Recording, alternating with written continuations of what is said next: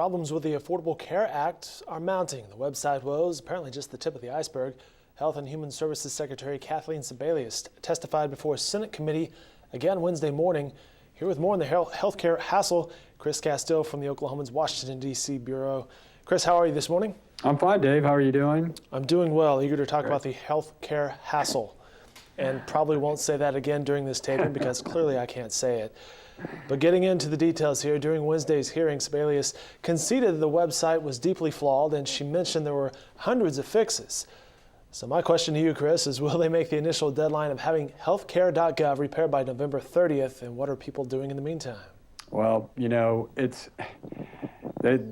continued to tell Congress, in the months leading up to the October 1st launch that they were ready, and they weren't ready. And, there have been all kinds of, documents that have come out in recent days showing that they knew they weren't ready. So, they've got this huge credibility problem now about this website. And for them to, say that they're going to be ready in about 3 weeks, given all the, the fixes, as you mentioned, hundreds of them, it just, you just have to wonder, how they can do it. They brought in all kinds of people, and I guess they've got a punch list of things they're trying to work through to get this where it can handle the volume and get reliable information from the person who's applying to the insurance companies. It's not even just a problem of people being able to get on the website and stay on and put their information on. A lot of the insurance companies that were getting the information that was completed was inaccurate. So they really have a lot of work to do. And, it's for her to promise November 30th, I think that's really going out on a limb, and we'll see. In the meantime, the secretary said yesterday that, there's 12,000 call centers open. People can call and go, work through the entire process. But, I've seen stories that even they, have experienced all kinds of problems, that they get referred to, people who call and get referred to the website, which, that's ludicrous. So, but Sebelius emphasized yesterday, our focus, even though we've got these call centers, our focus is on fixing this website. It really is quite amazing, and we've gone through several launches of newsok.com over the past decade or whatever. There's always some sort of hitch, something unexpected.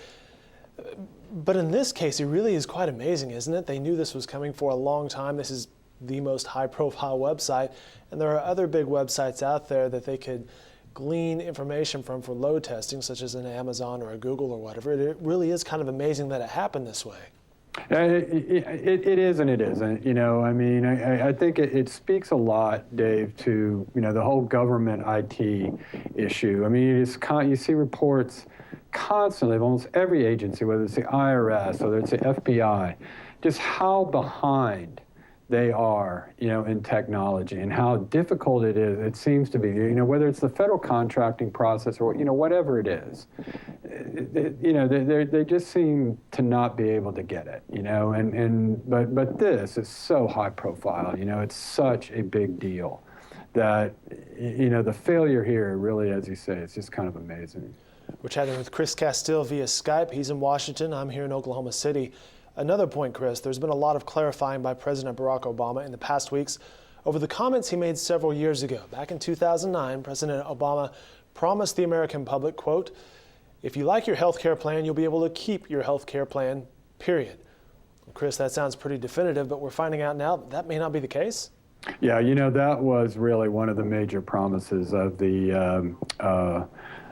the whole debate of his, his campaign, and of the debate over the health care law in 2009, 2010. That was just repeated so often. And there were no qualifications for that. It was just, as you said, it was just this simple declarative promise.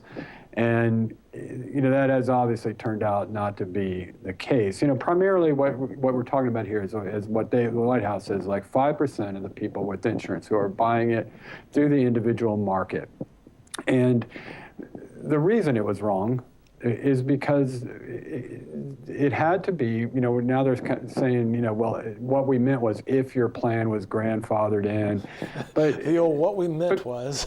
Yeah, what we meant was, but nobody understood it that way. And so what happened under Obamacare is that, they required every plan to have certain certain coverage things. I mean, there are things that had to be covered. It's not, you can't just go out and buy a bare bones plan under Obamacare. So all kinds of people who had coverage that wasn't real comprehensive, like you might have at work, their plans don't qualify now.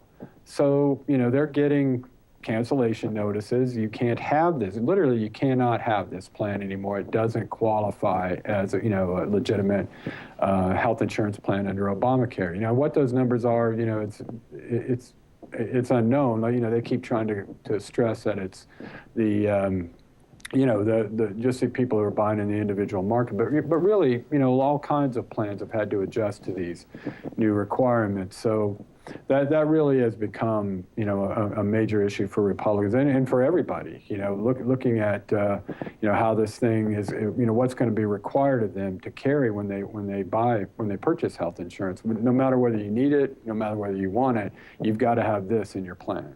You mentioned a major issue for Republicans. Did Obamacare impact Tuesday's elections in any way? There was a lot of talk post-election, and some of it, from exit polls in the Virginia governor's race, which was not supposed to be really close. The Democrat, Terry McAuliffe, was supposed to win, maybe even double digits, but it was supposed to be, pretty comfortable victory for the Democrat in that race. Well, he only wound up winning over the Republican Ken Cuccinelli by about 3 percentage points.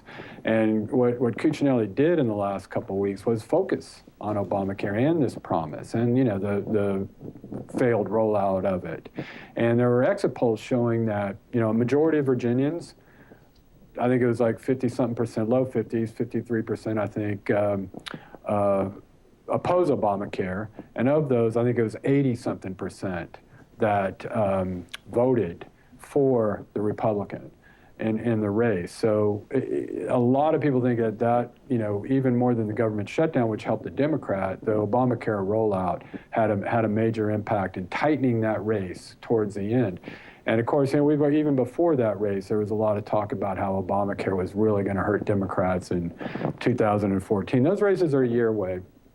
We'll see. I mean, but obviously, one would think they'd have the website fixed by then. But other things are going to, there are going to be other problems with Obamacare, most likely that could have an impact on that race. Or, it could be almost a forgotten issue. A year is just absolute lifetime in politics. Well, and as we know in the news cycle, it's only until the next major story comes along. But something with healthcare, this certainly affects every citizen, so it's a bigger and more personal deal. Sure. Chris Casteel, we appreciate your time and expertise this morning. Glad to do it, Dave. All right, you can follow more political coverage from Chris Casteel every day in the Oklahoman and on our website at newsok.com.